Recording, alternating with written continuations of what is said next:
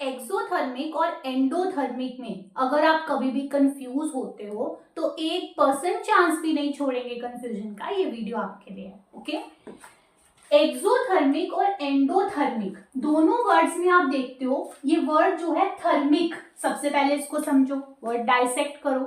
Thermic आया है therm से, थर्म माने की हीट। सो यहाँ पर हीट की बात हो रही है, हीट का लेन देन होता है किसी भी रिएक्शन या किसी भी प्रोसेस में, तो ये वर्ड्स यूज किए जाते हैं। इन्हें अब हम याद करेंगे। ट्रिक क्या है, एग्जिट और एंट्री से, एग्जिट और एंट्री से, ठीक है। अगर एग्जिट ऑफ हीट होता है तो वो एक्सोथर्मिक प्रोसेस होता है, अगर एंट्री ऑफ हीट होता है तब वो एंडोथर्मिक प्रोसेस होता है। सो आपको बस ये याद रखना है, एग्जिट तो एक्सो, एंट्री तो एंडो। देख रहे हो, ई एक्स ई एन, बस एग्जिट और एंट्री से याद रखोगे। एग्जिट ऑफ हीट तो एक्सोथर्मिक, एंट्री ऑफ हीट तो एंडोथर्मिक। इसको डिटेल में समझाती हूँ, किसमें एग्जिट एंट्री हो रही है हीट की, राइट।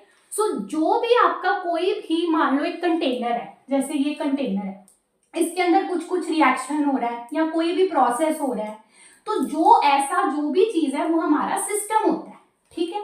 तो ये मेरा सिस्टम है, सिस्टम के अंदर बेटा अगर हीट की एंट्री हो रही है, बाहर से हीट सिस्टम में जा रही है, there is entry of heat into the system, then entry के केस में इट इज एंडोथर्मिक प्रोसेस। और अगर सिस्टम में से हीट बाहर निकल रही है, if there is the exit of heat from the system, system से हीट बाहर निकल रही है, then in the case of exit of it is exothermic process. Okay, clear. जिन बच्चों को भी इसमें कंफ्यूजन होती है, अपनी कॉपी पे ये शॉर्ट नोट्स बना लो, ठीक है। ये जो यहाँ पे आपको दिख रहा है इस टाइप से same to same short notes बना लो, हमेशा के लिए कंफ्यूजन आपकी खत्म हो जाएगी। Okay, all the best.